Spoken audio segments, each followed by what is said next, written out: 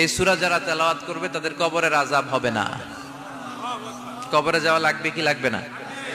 যাওয়া লাগবে না। কার কার হাত তোলেন? একজনও নাই। সবাই কবরে যাবেন।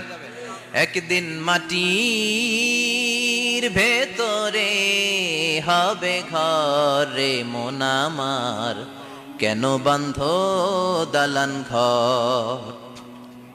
প্রাণ পাখি উড়ে যাবে পিঞ্জর ছেড়ে, ধরা ধামে সবই রবে তুমি যাবে চলে।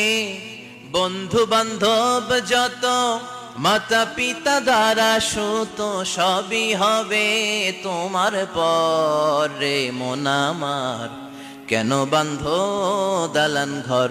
একদিন মাটির ভেতরে হবে ঘরে মন আমার, কেন বান্ধ দালান ঘর? চিল্লায় বলেন ঠিক কিনা?